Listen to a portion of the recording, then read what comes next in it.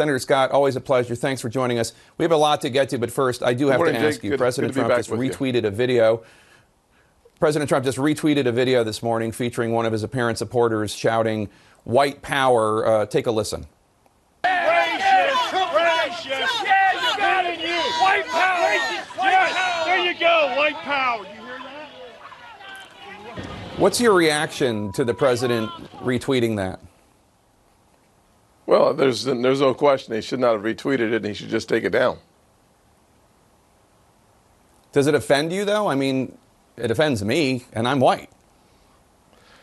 Well, listen, I mean, if you watch the entire video, you can't play it because it was so profanity-laced. The entire thing was offensive. Certainly the comment about the white power was offensive. There's no question. I mean, we could play politics with it or we can't. I'm not going to. I think it's indefensible. We should take it down. That's what I think. Let's talk about policing reform, which is something you've put a lot of energy to in the last few weeks. House Democrats passed a bill this week banning chokeholds at the federal level, ending qualified immunity.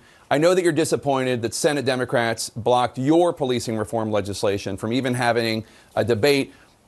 But in order to get something passed, wouldn't a good next step be that the Senate takes up the House bill, go through the amendment process, make it better so it can get passed, so that there's still a chance for policing reform?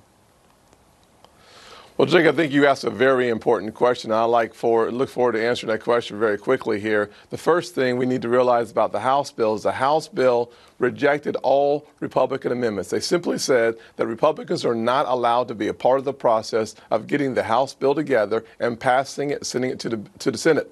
Our legislation, my legislation, simply said, Democrats, I'll give you 5 amendments, 20 amendments, and a manager's amendment. They said, no, thank you, no, thank you, no, thank you. So the facts are very simple, that in order for us to have a path forward, it requires the House and the Senate, Democrats and Republicans, to feel heard in the process. I look forward to having a conversation later this week with some of the House leaders on the legislation, because if there is a path forward, we should find it. But what we cannot do is eliminate Republicans in the House and have Democrats in the Senate say, I'm not interested in having a conversation about a bill that has so much in common. It is certainly a crying shame that the average person in this nation will not benefit from the parts of the bill that both sides agree upon right now, and not having to wait until November to make it an election year issue. That's just unfortunate for kids walking the streets, taking jogs,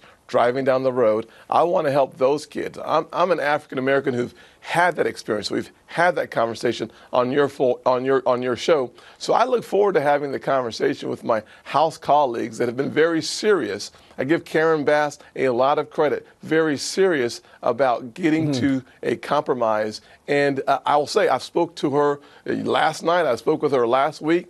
And we're going to get together this week. And that's good, because I'm serious about getting something done.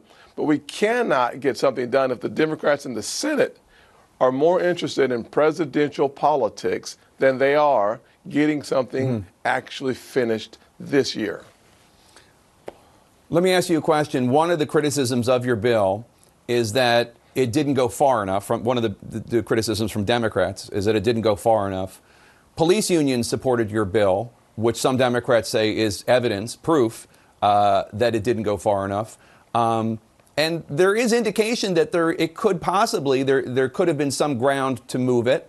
Lindsey Graham said that he was willing to talk about qualified immunity, where you called qualified immunity, removing that for police protections, a poison pill.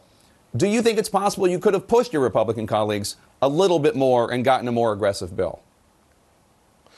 Well, actually, that's what the amendment process is. You start in a position where you're willing to negotiate on what's in the best interest, not of Republicans or Democrats, by the way, but of actual American citizen who feel like their lives are in jeopardy. That's what my bill wanted to confront, and that's what much of the House bill wanted to confront. And so the answer to the question is yes, without any question. We had an opportunity, and here's a classic example, Jake, the chokehold. The difference between their bill and my bill on the chokehold was the carotid. That is the largest difference, is whether or not the flow of air plus the flow of blood should be included in the definition.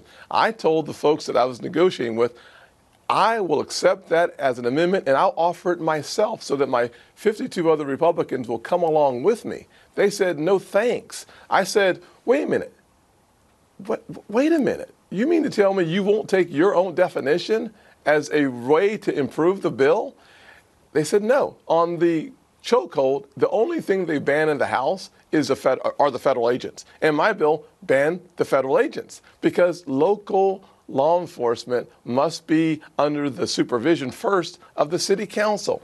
And they know that. I knew that. And that's one of the reasons why, if you literally read the House bill, it does not ban chokeholds on the local level.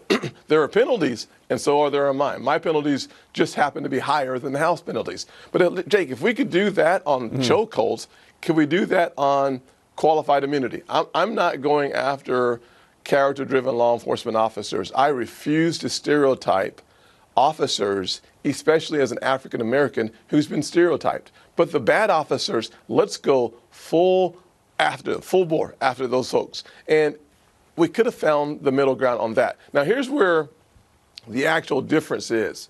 The question is, what is the consequence of trying to demonize and stereotype all law enforcement? Well, New York City is starting to give us the answer.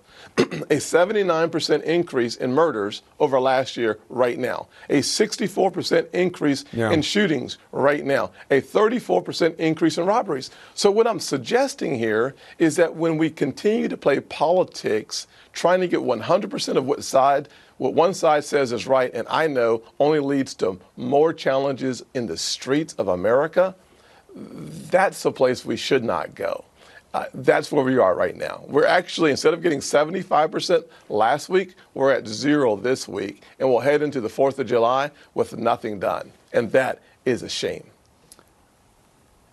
Thank you so much, Senator Tim Scott of South Carolina. We really appreciate your time today.